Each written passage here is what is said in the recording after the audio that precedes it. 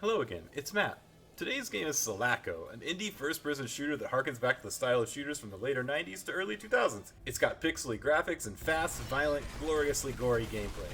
Like, you shoot one of these enemies and they erupt in a purple geyser. It gets on the walls and ceilings, and you can even kick their heads around. It's great. Selaco is a love letter to those early influential first-person shooters like Doom or Half-Life. They clearly influenced the game a lot, from the pickups to the weapons to the massive amount of secrets hidden all over the game. I felt nostalgia with this game even though it was my first playthrough. It reminded me very strongly of the first time I played Half-Life as a kid. The atmosphere, the presentation, the gameplay, it's all there. By the time of this recording, I've played Selaco multiple times. It's still in early access, and so only Chapter 1 is out, but it's easily long enough to be its own game, and it's great quality. There's at least 2 more chapters coming out as well. At this point, all I want is more, so let's get into it. You play as Dawn, a security guard for the space station Selaco, humanity's second chance. We know that something bad happened to Earth, but Selaco has a lot of survivors on it, and the base is still growing and thriving. That is, until now, when you wake up at the start of the game in the hospital to find it under attack by unknown aliens. You're immediately thrust into the action, finding weapons and kicking ass. You'll get a variety of guns, all of which are useful and feel punchy and satisfying, and you also have a sliding attack. Look at this thing. You zoom across the floor into an enemy and splatter them against the wall. It's freaking great. But let's talk about the guns. It's a first-person shooter. The guns are important. In Selaco, even the basic pistol is incredibly strong. It does headshots really well, too. The shotgun just explodes people, and there's a classic nail gun that pins enemies to walls. That's great. There's a grenade launcher that can shoot nasty acid shells that just melt people. You can even unlock a secret prototype railgun that'll take down the largest enemies in seconds.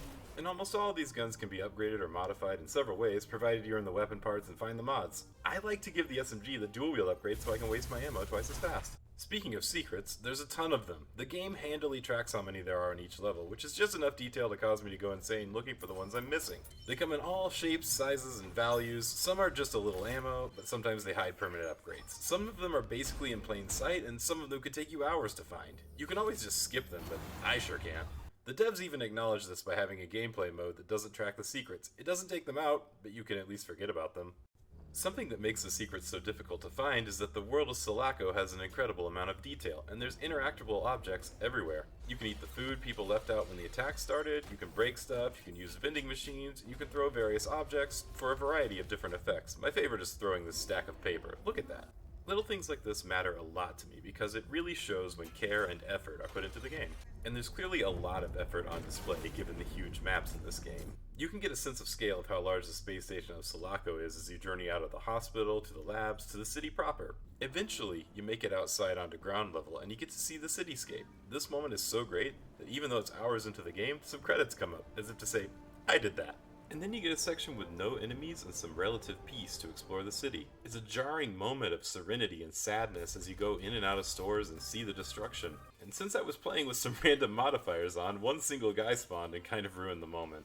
Eventually, though, you move on to another part of the city and continue the fight. And then the simulated sky goes out and you're forced to fight in the darkness. It's such a cool moment, showing the extent of the ongoing attack's damage and putting you in a harrowing situation.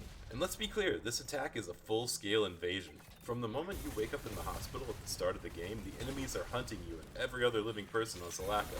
They're planting bombs and breaking everything, and they seem to take joy in slaughtering the unarmed citizens, torturing and killing anyone they could find, and checking to make sure they didn't miss anyone.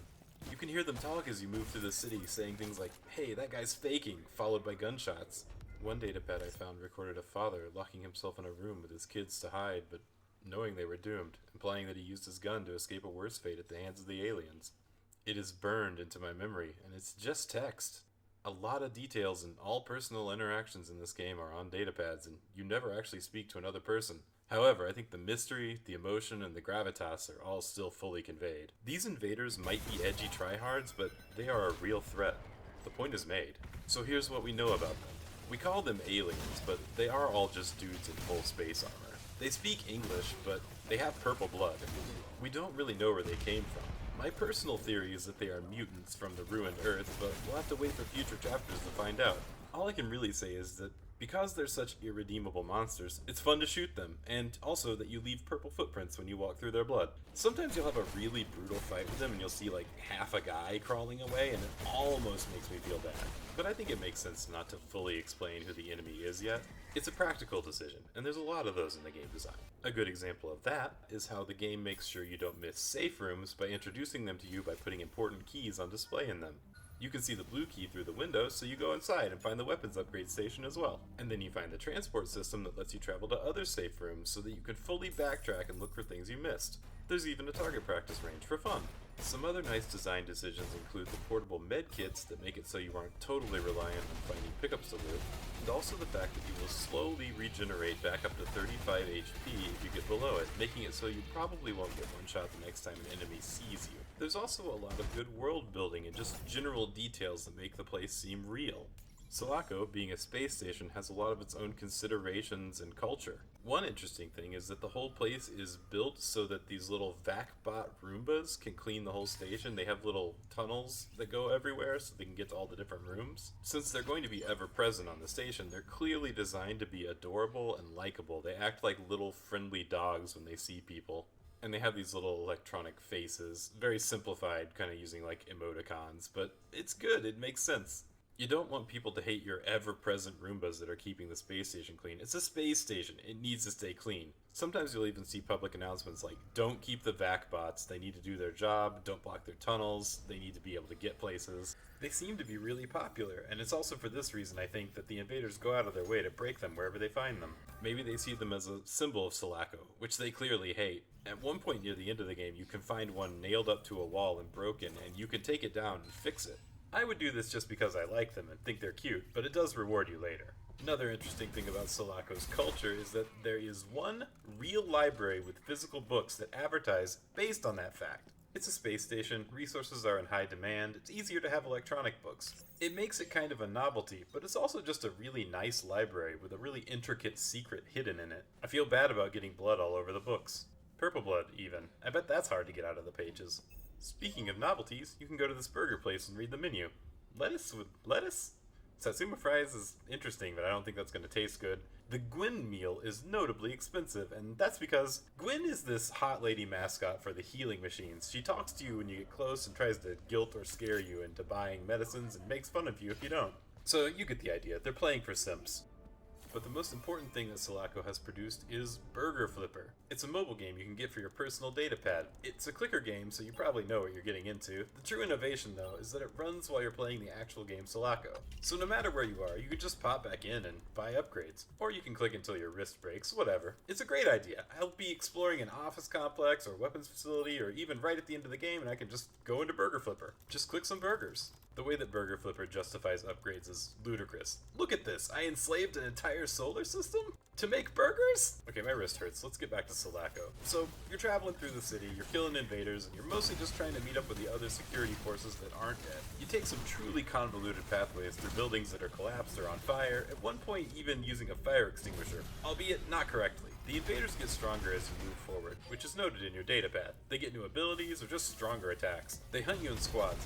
Fights are short and brutal no matter who wins. Eventually we make it to Sal's bar. Now Sal is a friend of Dawn that owns a large bar under which he's built a large secret base. We find out that Dawn actually lives there. You can go to her room. It's cozy if a little small. In here we pick up a lot of supplies and also a bunch of remote detonator bombs. We'll be using these to move forward for the rest of the game, so it's an important plot point. It's essentially like picking up keys to the rest of the doors in the game. Then we head back out and get moving on our journey again. Honestly, the locations in this game flow together relatively seamlessly, except for chapter breaks. Sometimes I noticed I was just vibing with the game and having fun, and I would forget I was recording. You'll walk into a fight set piece, and suddenly you're against waves of guys, and then you'll be traveling and hear the enemies fighting with Selaco guards, but you never make it in time. This all comes to a head as you reach the massive Exodus Mall. The Selaco security forces and the invaders were having a war outside of it, but by the time you arrive, it's over. Instead, you just head inside, having to travel to all ends of the mall to find an exit that is still functional. The mall is another place that has a lot of detail. There's tons of stores in it that show what Selaco people are willing to buy, what they're interested in. It would be pretty nice if you didn't constantly have to fight huge groups of guys in this whole zone. So after the mall, I'm gonna say that everything up to this point in the game is kind of normal shooter. It's got a good sci-fi bent. It does feel like Half-Life.